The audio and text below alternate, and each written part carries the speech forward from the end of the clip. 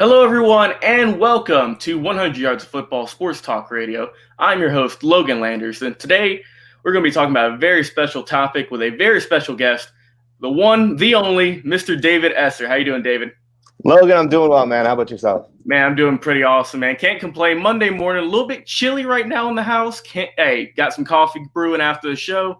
I'm ready to do it. Let's talk some Philadelphia Eagles 2020. Their draft class, all their rookies. I know you're very knowledgeable about this, being an Eagles fanatic.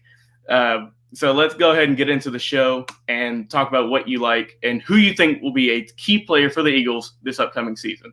So without further ado, the first pick of the 2020 NFL draft for the Eagles, round 1, pick 21, a wide receiver out of TCU, Jalen Reagor. Now, some great facts about Reagor is he was the Big 12 co-offensive freshman of the year, and he had over 1,000 yards in 2017, played for the Horned Frogs. He averaged 15.2 average on his catches, and he finished with 22 total touchdowns, making him a two-time second-team All-Big 12 in 2018 and 2019. And, during the NFL Combine, I know a lot of people don't like to talk about numbers and stuff because it's not accurate for the most part. They don't like to equate that to in-game stats. However, man, Jalen Reagor he tied for the second highest vertical at the Combine at 42. So he's got a very good vert. He's got some a very good potential. David, what you think about it, man? Yeah, I mean, hey, this was the pick. Coming into the draft, everybody knew the Eagles were 1,000% taking a wide receiver in the first round. They had some horrifically bad wide receiver play in the 2019 season. I mean, they were hucking out practice squad guys at the end. Like, it was really, really bad. If you didn't watch the Eagles receiving core down the stretch, it was horrible. So everybody knew they were taking a receiver. Now the big question came, were they going to take Jalen Reagor or Justin Jefferson? Once the big three went, it came down to those two. Obviously, they went with Jalen Reagor. So personally, I was Reagor all the way. And the reason I was Reagor all the way and the reason the Eagles were Reagor all the way was because of his ability to transition on the outside. He's not a slot receiver. He's an outside receiver. Logan, like you just mentioned, he has a wicked high vertical. Yes. He tested poorly in the 40-yard dash, but when timed in his game speed during college, he was incredible. Like, we're talking Tyreek Hill level speed. That's an outside guy. That's a guy that they can mold to play either the X, the Y. They can put on the outside, kind of take over that Deshaun Jackson type role, as opposed to the 7-yard catches in the slot, the little stuff that's a little bit easier to replace. On that same note, his biggest kind of con coming into the draft was his drop issues. Personally, I don't put a ton of stock into that. Like you see on the screen, he has the most career contested catches amongst any of the first-round wide receivers, more than CeeDee Lamb, more than Jerry Jeudy, more than a Justin Jefferson. His quarterback play at TCU was also horrible. I mean, he mowed through quarterbacks like it was not, because these guys were not NFL-level quarterbacks. So he saw a catchable pass just 61.4% of the time. That's extremely, extremely low for a Division I talent. Yeah, no doubt, man. Like you said about he didn't have the best 40 time. That's what we were saying with the Combine. Sometimes you might just have a bad showing. You might slip up. You might had a bad breakfast that morning. You didn't have the most energy. There's always something to go along with that. So NFL Combine numbers they're always nice to look at in theory, but you can never fully equate it to on the field speed, like you say. Man, I think Jalen Reagor is going to be a great pick for the Eagles. I know Carson Wentz and crew are happy to have him on the team. And along with, Reagor, they've also got another man in Jalen Hurts. Now, we all know about Jalen Hurts, man. Round 2, pick 53 out of Oklahoma, 80 total touchdowns, man, and 9,477 total yards. Won 2018 national championship with Alabama, as we all remember. And his last season that he just had with the Oklahoma Sooners, career highs all across the board. A very unique pick. I know a lot of Eagles fans were unexpecting. They weren't expecting Hurts to get picked, knowing that a lot of Eagles fans and NFL fans in general believe that Carson Wentz is the future. I've heard a lot of people think that Hurts is going to be there in case the ever so prevalent conversation of is Carson Wentz going to be hurt this year comes up. Yeah, what do you think about Jalen Hurts getting picked by the Eagles? It's kind of a questionable pick. I love Jalen Hurts as a player, no doubt, but is he a good fit for the Eagles? Short answer, no. Long answer, I remember exactly where I was when this pick happened. I had set up, I had my laptop out, I had the TV going, I had my notes everywhere. And the Eagles were sitting in the second round with what I felt was a ton of talent on the board. There was starting linebacker play, there was starting corner play, They could have doubled up on wide receiver, which would have been a fantastic move. There was even like some defensive ends. AJ Ebeneza was available at the time. So I felt the Eagles were in a really, really good position. And then the pick came up and the name flashed on the screen. It was Jalen Hurts, quarterback, and my heart sunk. And I was like, Eagles, what are you doing in this scenario? So a few things. Number one, Jalen Hurts is a really, really good kid. Since being drafted by the Philadelphia Eagles, he has done nothing in the way of criticizing Carson Wentz and being upset about being drafted to be a backup, because that's what he's going to be for the foreseeable future. I'm sure he would have liked going to, a Jacksonville or a Washington where he could be a starter in the next, 6 months. Right. So I love the kid. I love the talent. Like you mentioned, his accolades in college through the roof. He was a Heisman candidate last year. So everything on that value is extremely good. The main point with Jalen Hurts is he's very raw. He's an athlete. He's not necessarily a quarterback yet. He's not going to be the quarterback 2 this year, especially with COVID-19 and the shortened offseason, no preseason. He'll likely be 3rd in the depth chart for at least this season as they get him up to speed on how to be an NFL quarterback. And there was kind of some talk. It's like, oh, well, do you run him at tight end? Do you run him at running back? He's going to be a quarterback. Everything I've heard with the team, everything I've heard from the people who are more plugged in with the organization, he's going to be a quarterback. He's just going to kind of be stashed away for the year. When it comes to the Carson Wentz versus Jalen Hurts debate, I'm a big Carson Wentz believer. I think he's the future of this team going forward.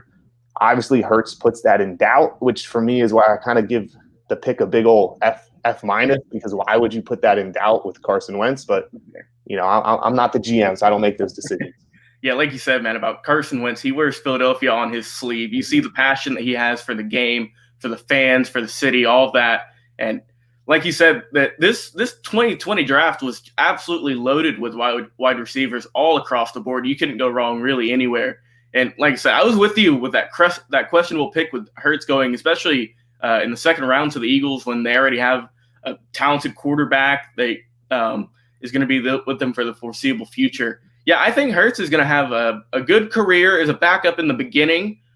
He might get traded a little bit on later down the line for who knows, maybe something the Eagles need. They might get a draft pick out of him, or who knows. But yeah, I think Hurts he'll buy his time. He'll be playing a few games for the NFL in the near future, no doubt. But he's just going to have to wait his time, like a lot of rookies that get drafted into this backup role. Now, up next, we have Daveon Taylor, who was the third round pick, number 103, the linebacker from Colorado. Now, before he attended Colorado, he attended a JUCO, which is Kahoma Community College. And man, in total, he had 129 tackles in 2 seasons with Colorado, and he only played in 24 games of college football. So a little bit questionable. Get picked a little bit this early. However, I think Taylor's going to have a solid year. He's, like you said, 24 games of college football and get picked in round 3. You must have some pretty high intangibles. What you think about the man? It was a strange pick, especially going right after Hurts. I kind of felt like it was 2 kind of swings and misses. Obviously, the Eagles need linebacker help. Outside of wide receiver, linebacker was their second biggest need heading into this draft. So I'm okay with them addressing it earlier. The thing with Daveon Taylor, like you mentioned, is he really just hasn't played football. He just hasn't played a lot of football recently. He only played 24 games of actual college football. Right. He didn't play high school football at all. His mother was super, super religious and did not allow him to play high school football. Yeah. He got on the JUCO football team solely off his athleticism. So he's very, very athletic. Like, he's super fast, super strong, but super, super raw. So the Eagles are going to have to pretty much teach him how to play the linebacker position. They kind of have him in this safety linebacker hybrid because he's only 5'11". He's a little bit on the smaller side. So he's not going to play a ton this year in terms of actual defense. You'll see him on kick returns and punt returns and field goals and stuff like that. But they really have to build him from the ground up and make him a serviceable linebacker. For me, 3rd round is a little early to take on a project like that, especially considering the Eagles haven't had the greatest success in terms of developing linebacker talent. So huge, huge question mark. If it works and he's fantastic in a year or 2, you look back on this pick with a totally different light. But in terms of right now, in terms of 2020, he's not going to be a contributor at all. Yeah, like you say with Taylor, he's definitely a raw prospect. They're going to have to mold him into the linebacker that he wants to be. And it's just impressive that he got picked, this early. Didn't even play in high school. Only 24 games of college. You get picked, 3rd round as a potential high caliber linebacker in the near future if all goes well and he get good training, good practice, all that. Man, that'd be good for the Eagles, no doubt. But this could definitely be a steal in later years. But like you said, right now mostly special teams. Not much to worry about. We'll look back in a few years and see how Taylor's looking, if he's molded into that linebacker that the Eagles core want him to be. Now up next we have Kvon Wallace, round 4, pick 127, the safety out of Clemson. Man, as we all know about that Clemson team, they won 2016 and 2018 national champions. He's played in 59 total games with 36 starts, 156 tackles, and 5 picks. And I love Kvon Wallace, and he's a solid player for the Tigers. And we've talked all about Clemson on this show before, and we've definitely hyped up Wallace. And I think that the Eagles are really going to love this kid. David, what you think about him being a Eagles fan? Logan, I'm 100% with you. I think this was the pick of the draft for the Eagles. I think in a year or two we're going to look back, and this is going to be the best pick from the draft, even better than a Jalen Reagor. The kid's really, really good. He played on an absolutely loaded Clemson defense, and he was still all over the field. As you can see on the screen, he actually led the Clemson defense in passes defensed. He was playing alongside Isaiah Simmons and A.J. Terrell, and he had more. He broke up more passes than those two. That's really, really hard to do. He was a leader. He was a captain. He played in multiple positions. He played strong safety, free safety, linebacker, slot corner, outside corner. He's a complete Swiss Army knife. He tested well in the combine. I'm not really sure how he fell all the way to the 4th round. Going into the draft, I thought he was going to be a 2nd-round talent. So for the Eagles, he's going to slot into this heavy safety room, probably get some snaps later in the season as they mold him. And from my viewpoint, he's the strong safety of the future for this team. Yeah, no doubt, man. Like you said, definitely I think he's a steal for the Eagles, especially in the 4th round. I had him going earlier as well. So whenever I saw the Eagles got him in the 4th round, I knew that was just going to be a steal, no doubt. I expect some big things out of Wallace in the near future. And like you said, he's on that stacked Clemson defense. He had the most passes defended, and that is very impressive for any man, let alone on a great team like the Clemson Tigers. But yeah, great pick. I think Wallace is going to do great things in the future. For the next pick, they got Jackriscoll in the 4th round. Also, pick 145. He's the offensive line for Auburn, the Tigers, of course. He played right tackle for them primarily. Before going to Auburn, he played for the UMass Minutemen. And a good, stat I found about him, he only allowed 1 sack, no quarterback hits, and 9 hurries on 894 snaps at right tackle for the Tigers. Man, I have, offensive linemen are always tricky because there's not too many stats to base on them, and they're always seemingly, kind of a shot in the dark. You don't know who you're going to get, how they're going to pan out in the NFL. Just because it might be strength, it might be arm size, there's a bunch of factors going into an offensive line. But Jackriscoll definitely impressive with that last stat I just mentioned, with only allowing 1 sack on 894 snaps. I know Carson Wentz was happy to see that whenever the Eagles picked him. What do you think? Yeah, I mean, offensive linemen are always a little bit of a boring pick, 4th round tackle from Auburn. Who really cares? I think the biggest thing with Driscoll is, the Eagles love their offensive line depth. It's really, really important to them. Over the last couple of years, they've repeatedly drafted lineman after lineman after lineman. They kind of stash them away. So for when people get hurt, you can plug and play where need be, and there's not a huge disaster at the offensive line. Number 2, I think the biggest thing with Jackriscoll was he was cross-trained at both guard and center during the pre-draft process. So when the Eagles actually met with him, they said, hey, go take some snaps for us. Go line up at some guard. And so nobody was really sure where the Eagles envisioned him playing. Some people thought he might be the Jason Kelce replacement later down the road, or he could be a backup guard. Eventually, they settled in on playing him at right tackle, but I would not be surprised with his athleticism if he kind of bounced around and played in multiple spots. And then at that point, if you're getting a backup across the entire offensive line in the 4th round, that's great value.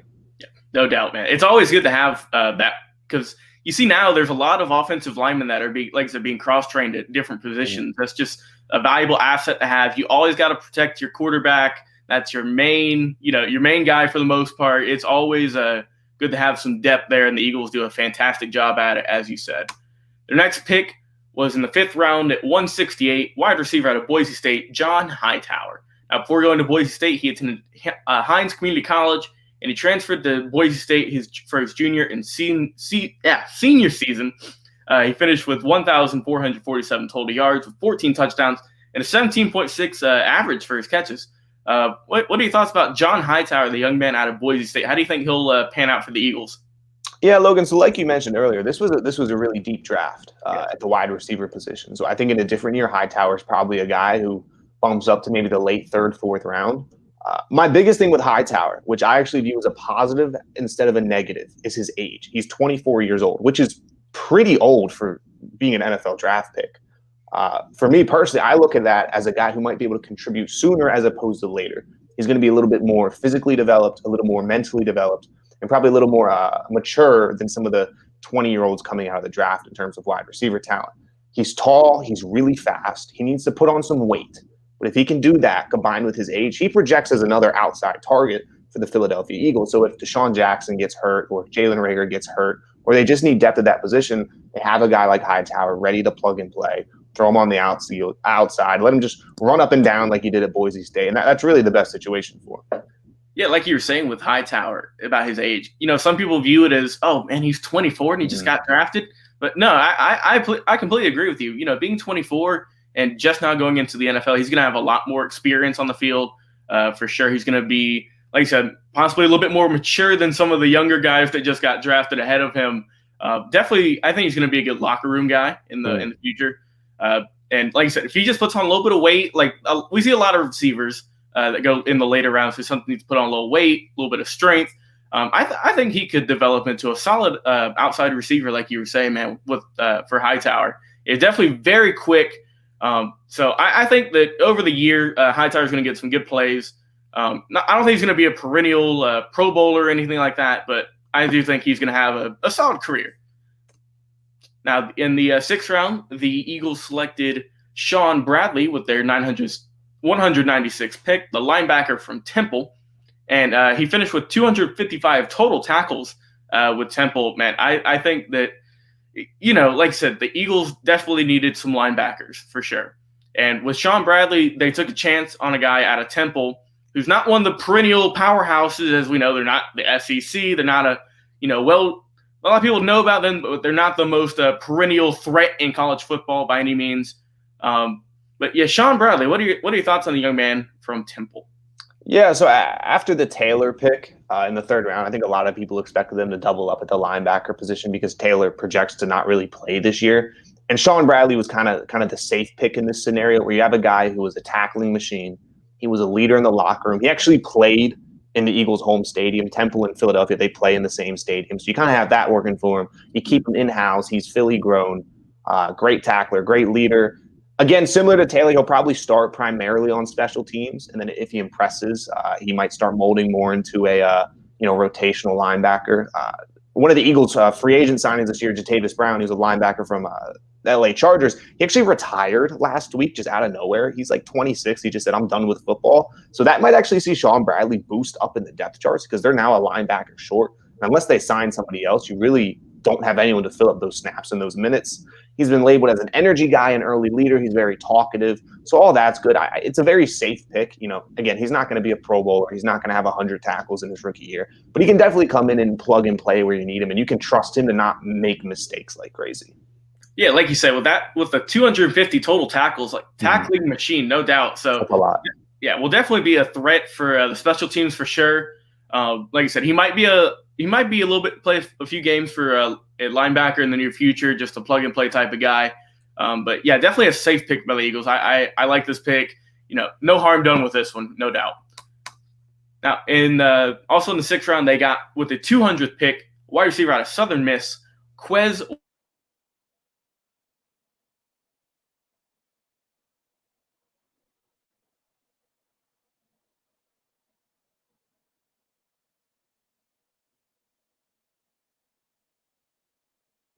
Yeah, like we were saying, man, with that stacked wide receiver, draft all around, to get Quez Watkins in the sixth round, and who had over 1,000 yards in 2019, 2,404 total yards with 17 touchdowns, and a 15.1 average for his catches.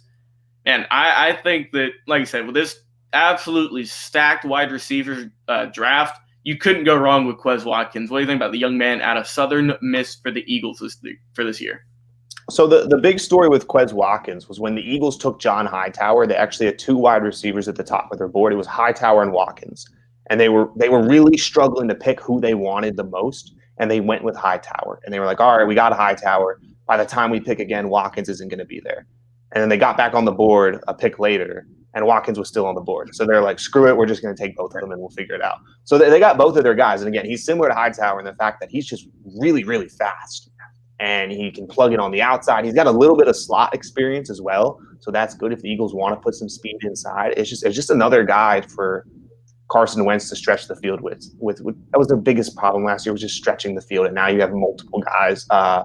Similar to Sean Bradley, Quez might see a bigger role this year than initially expected because Marquise Goodwin opted out due to COVID-19. So now, again, there's kind of that hole in the depth chart where Quez Watkins, he was a sixth-round pick, and you're like, all right, he might make the practice squad. He might be a kickoff guy. And then you're like, hang on, we might need you to take some legit snaps in the slot on the outside. I'm excited. Again, he's very fast, and you can teach everything else. But if you have that initial speed, it's a huge plus. Yeah, like you said, that 4.35 40-yard dash, which was the second best out of all wide receivers, to get that much speed in the sixth round, a great pick from the Eagles. Whenever I was looking at the Eagles wide receiver core that they picked up during this draft, I akened it back to the Raiders back when they would draft a bunch of wide receivers. They'd always go with speed. You can't teach speed. You got speed to kill. That was the big thing with Al Davis back when he was drafting all of his guys. It's always good to have that one just absolutely blow by you guy. That's always just, he's not going to be a number one wide receiver, I don't believe. However, like you say, if you got that just absolute raw speed, you'll definitely be able to get a few good patches and a couple touchdowns, no doubt. So I do like the Quez Watkins pick. I liked all of the Eagles wide receiver picks this year. They had a solid draft at wide receiver, and I think Quez Watkins just adds to that already stacked wide receiver draft for 2020. Now, up next in the sixth round, pick 210, we have another offensive lineman out of Auburn, Prince Tega Wanogho, the Nigerian Nightmares, he's been called. And great story on him if anyone else out there hasn't seen it. Came from Nigeria, just absolutely worked his butt off to get to Auburn. He only played 1 year of football before he committed to Auburn. And he was a starter at left tackle for them in 2017. But yeah, so what do you think about Prince Tega Wanogho? I like Prince Tega a lot. If you look up his scouting profile before the 2019 collegiate season, a lot of people had him as a first-round pick. A lot of people had him in their top 30 range. And then he actually was still projected to be probably a second, third-round pick in this past draft. And then he had a knee injury, which was flagged during the Senior Bowl. He wasn't able to play in the Senior Bowl. Draft stock plummeted all the way down to the late sixth round. So for the Eagles, as long as the knee's healthy and the knee's okay, especially because you're not going to expect him to play a lot during his rookie year, this is a great, great value pick. Again, there's some question marks with the amount he's played, with the knee, with some of his health concerns. But again, the Eagles love to invest in their offensive line. They have a good offensive line coach. He's going to be a long-term swing tackle option that can probably play left tackle, right tackle. Anytime you're picking up a starting tackle who played at Auburn in the sixth round, that's normally going to be a pretty good pick for you. Yeah, no doubt. Like you said, man, with Prince Tega, if this all works out and Prince Tega is healthy for his the rest of his career, and he pans out the way that a lot of people projected he would before the injury bug bit him, yeah, I think this could be a potential steal in a couple of years if he's able to develop and learn with that already stacked offensive line that the Eagles have. I think that Prince Tega could definitely show out in a couple of years, no doubt. And finally, the last pick that the Eagles got in round 7, pick 233, defensive end from Stanford, Casey Tuill. Now, some great stats about him is he started all 12 games as a fifth-year player, 124 total tackles and 14 sacks. He's also in the second team All Pac-12 in his last year. And, yeah, I mean, round 7 picks, these are just kind of shots in the dark for the most part for every NFL team. You just kind of see a prospect that you think could possibly pan out, and you pick him and you see how he develops over the next couple of years. How do you think Casey Tuill will be for the Eagles? Yeah, I mean, I'm not expecting a whole lot from him. I have listed there that he was a outside linebacker, defensive end, in-betweener, and essentially what that means is he looks pretty positionless in the NFL. He's not athletic enough and good enough in coverage to play linebacker, but he's also not big and strong enough to play on the defensive end. The Eagles have already told him to start putting on weight. He's put on 5 pounds since being drafted, so that's a good start. He's probably got to put on another 10 to 15 pounds before he's productive. You can't be rushing offensive linemen at 255 pounds in the NFL. It's just not going to work anymore. So with him, I wouldn't expect anything from him anytime soon. He could be a phantom IR candidate. Essentially what that means is they're going to fake an injury for him, put him on the IR so he doesn't waste a roster spot, and they're just going to tell him to hit the gym for a year. I'm not. 7th round picks, like you said, they're normally nothing to get too excited about. Yeah, like you said, you never really know, especially this late in the draft, how these guys are really going to pan out. Definitely just kind of a safe pick. It's just kind of, we'll see how this works. If it works out great, awesome. If it doesn't, then, that's just the way the draft is. You're not going to get A-level players every single round. You're not going to have that perennial all-star or anything every round, and especially this late in the draft.